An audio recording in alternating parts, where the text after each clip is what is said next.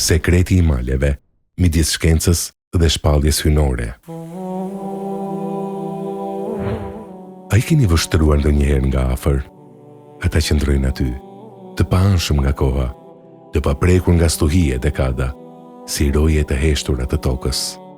Malet, gjigant guri që prekin qiellin dhe mbajnë mbi supe misterin e krijimit. Për njeriu, ata kanë qenë gjithmonë simboli fuqisë, vështirësisë dhe madhështisë. Por çfarë janë në të vërtetë malet? Çfarë fshihet në brendësi të këtyre kolosëve të gurtë? Në Kuranin famlart, krijuesi I gjithësisë nuk I përmend malet thjesht si një dekor të natyrës, por si një nga mrekullitë më të mëdha të arkitekturës toksore.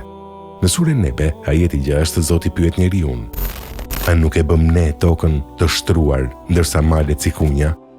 Ndërsa në surën Lukman dhe Nahl, ai thotë: "Dhe ai vendosi në tokë male të fortë, që ajo të mos luhatet me ju." Ndaloni këtu për një moment.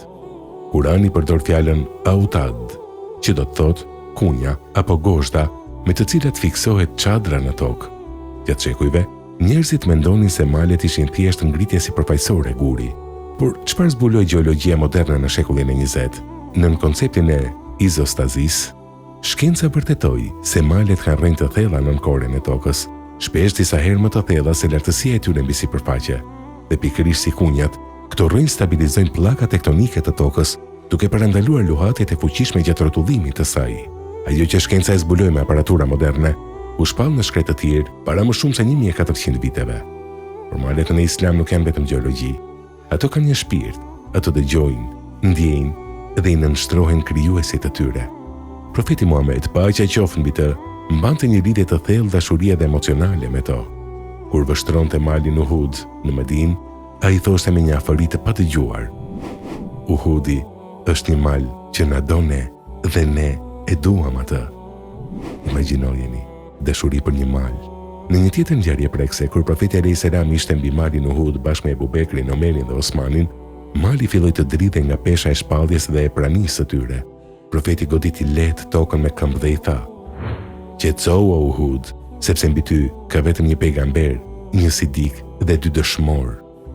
Në Kuran thuhet se po t'i shpallej Kurani një mali, ai do të përulej dhe do të çahej nga frika dhe respekti ndaj Zotit.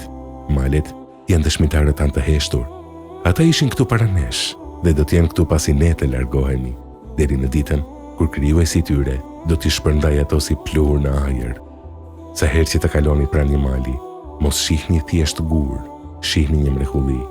Shihni një gosht që mban tokën tonë të sigurt, shihni një krijesë që flet gjuhën e nënshtrimit ndaj Zotit.